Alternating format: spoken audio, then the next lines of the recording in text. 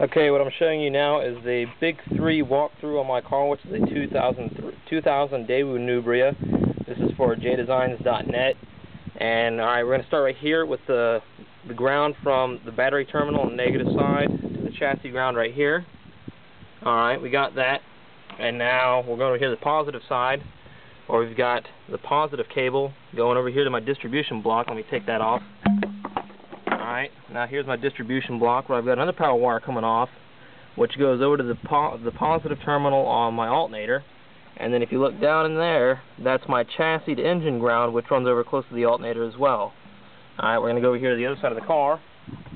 Alright, right here we have the chassis to engine ground. Alright, now the back side of that bracket right there has been sanded off, so I have a good clean connection. Alright, and then it's also touching the alternator too, which is you don't have to do that. You can do it anywhere on the engine block as long as it's clean, and make sure it's not touching any of your power wires either as well. Alright, and then down here, that's hard to see, you've got a weird funky car, but that right there is the red terminal on my alternator, which is the positive side, your charging side, and that red wire runs along with the ground wire all the way back to the other side of the car. Now, I do still need to zip tie these up, make sure they don't, end up snagging on something or something like that.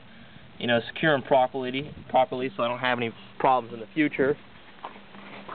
And then, that's what it looks like basically. You don't have to exactly do it like this, hook it up to your distribution block. You can hook your power wire straight up to your battery from your alternator. I did this so it would circulate, juice in my car a little bit better. Typically, if you upgrade your power and ground wires on your car, it'll run a little bit more efficiently, maybe not. But that's the gist of it. Make sure the terminal on your alternator has a red side to it, which mine does. It's got a little red terminal on it down here. And some cars might have like a rubber covering over it, a black rubber covering, so you just need to pull that rubber covering off a little bit so you can see it. Make sure it's red. Run that wire up to it. Make sure none of that wire, though, is touching any other part of the alternator other than that terminal. As you can see down there, I got a little rubber grommet covering it, so it doesn't touch anything of it. Other thing is, too, if these run through any kind of, place where it's against, hard contact on metal, make sure you wrap it up with electrical tape or some kind of insulation or a grommet or something like that. Which down here, I may or may not need to do that, but probably on this ground wire down here, doesn't really matter too much because the ground can touch the body anywhere, and it won't hurt anything, but I just need to do it to be a little extra safe. And that's it. This is Army